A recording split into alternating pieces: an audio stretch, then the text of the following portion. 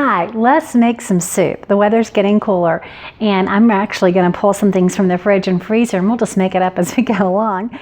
In my freezer, or my fridge, I found some cauliflower, and actually the cauliflower's here. I found some cauliflower I needed to use, and I found some seafood. So we're going to make a seafood chowder. I've got butter in here now, and the butter is about 4 tablespoons, maybe 5 tablespoons. Can't promise I won't add some more later. And I'm going to throw in a good cup, a cup and a quarter of chopped onion. This was a half of an onion that I chopped up. That's a lot of onion for me. But anyway, I'm going to put that in with the butter, and I've got it on fairly medium-high heat. So I'm just going to let this cook. Let's talk about what else we're putting in the soup. I really want those onions to kind of tuck around with the butter a little bit and brown, because it gives just a depth of flavor. So you don't want to just throw the onions in and boil them. You really want to let them saute in the butter a little bit. So half of a large onion and 4 or 5 tablespoons of butter. That's what I have in here. I'm going to add cauliflower. This was a half of a head of chopped cauliflower, and I wanted to show you what I did with it. I chopped up some of the stalk. It's kind of substituting for potato, and so there's a little bit of the stalk in here as well. And this is about a half a head. I'm guessing it's 2 cups. You can use more or less to your taste. The other thing I'm going to add once my onions get cooking is some chicken broth. This is homemade chicken broth that I use. I used chicken bones to make the broth. Just pulled it from the freezer to put in here, and so I'll add that in a little bit as well.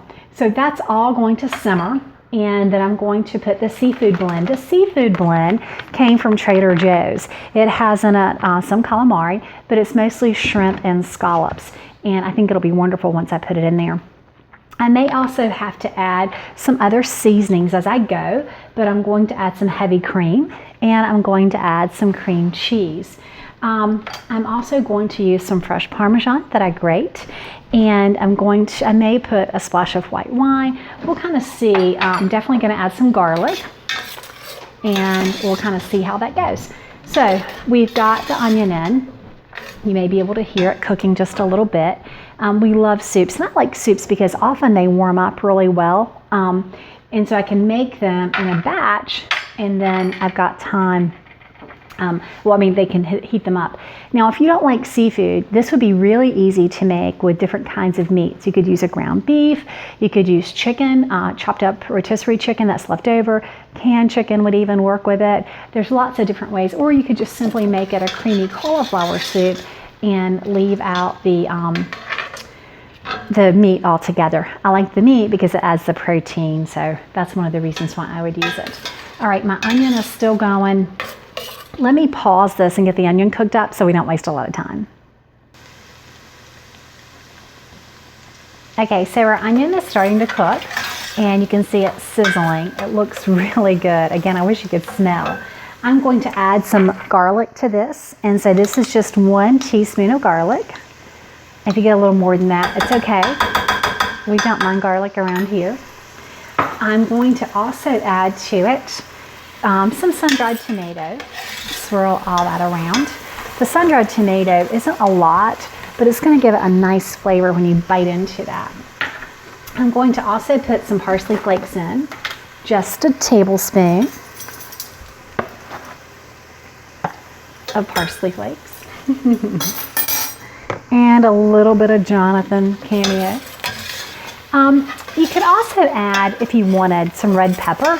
If you like it with a little bit of spice. I personally don't, so I'm going to leave that out, but you could do that. So what else am I going to do? Jonathan, that's enough. I'm going to add in the cauliflower now.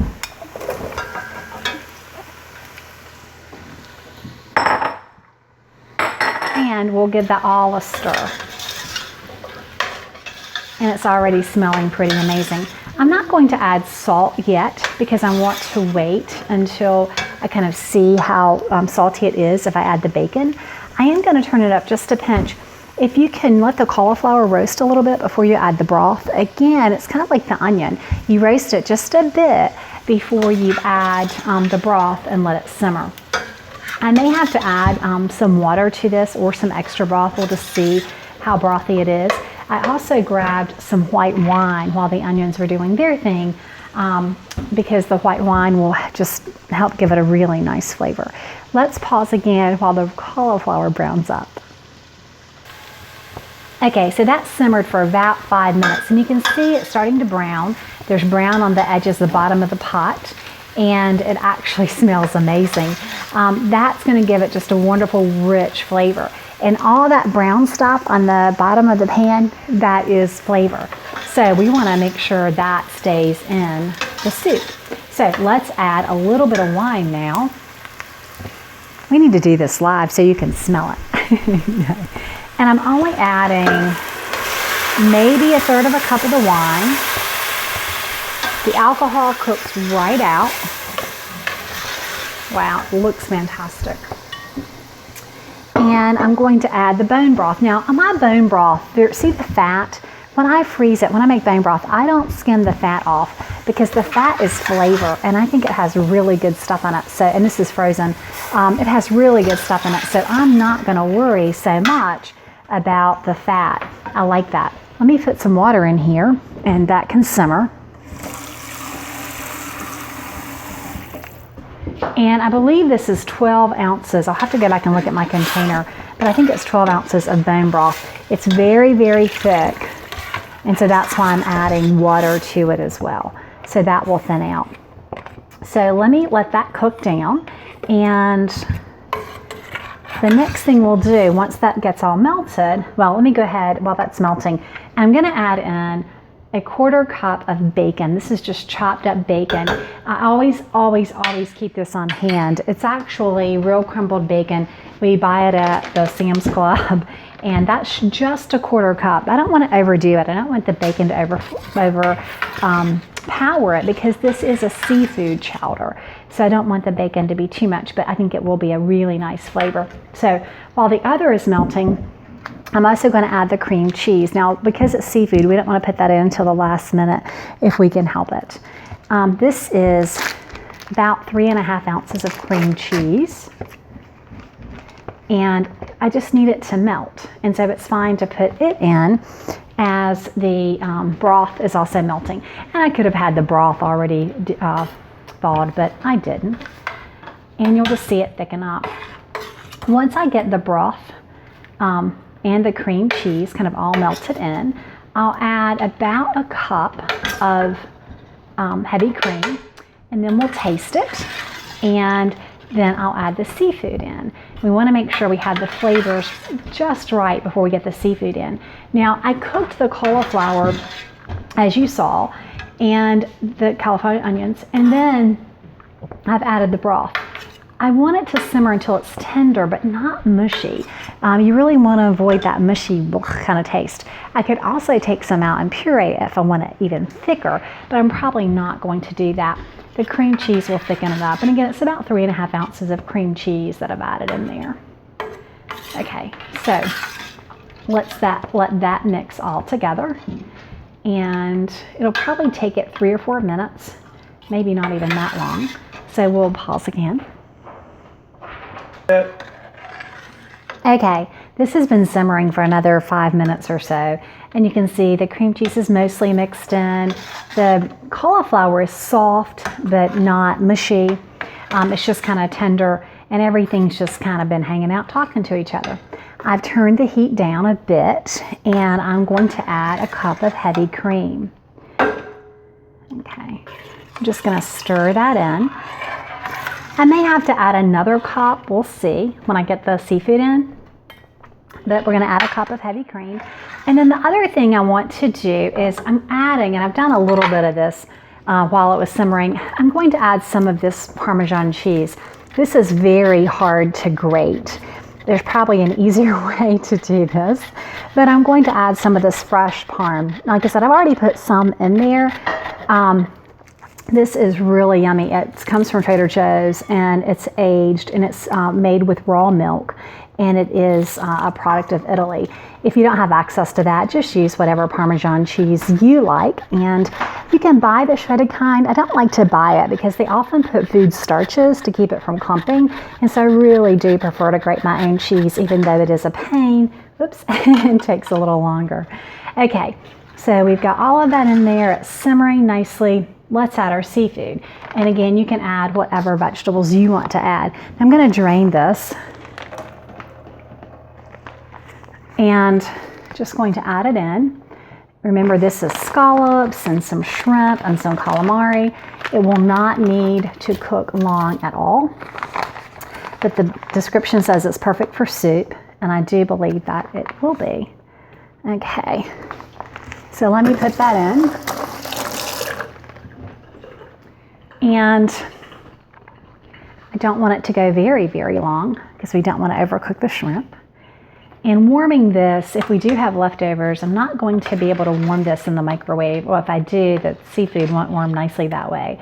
So this is one of those soups that probably is a meal. I haven't made a huge, huge batch. I'm hopeful that they'll just enjoy it for tonight for dinner, or right after I've made it. And we'll actually won't have a ton of leftovers. If I do have leftovers, it's really going to be better warmed on the stove than in a microwave. Or if you use a microwave, use lower heat. Let's let that simmer. I don't think I need to add anything else unless I add some more parmesan, grated parmesan. And I'll do a little bit of that as it's simmering. And give me another couple minutes and I'll be able to show you the finished product. Okay, so that's been simmering for a while, and the shrimp are obviously cooked. The scallops look fine. It all looks really yummy. I probably will let it simmer for a little while, but show you how I would serve it up. So I put it in one of our favorite dishes, making sure I got plenty of a variety of the cauliflower and the sun-dried tomato all on there. Well, let me just go ahead and scoop it up. Like I said, it probably needs to simmer a bit to thicken. Ooh, I'm making a big mess. Okay, and once I have that all in there, I'll clean the bowl up just a bit. And I'm going to sprinkle a little bit of the bacon, crumbled bacon on top. And I've got some of that fresh Parmesan cheese, and I'm going to put that. And I think I probably would not add the Parmesan cheese until the very end, not put it in while I'm cooking. But put it at the very, very end. And I might put a few pieces of sun-dried tomato on top. It just depends on who I'm serving it to. And let's give it a taste. There's a big juicy scallop, and see how it is. There's a piece of cauliflower in there too.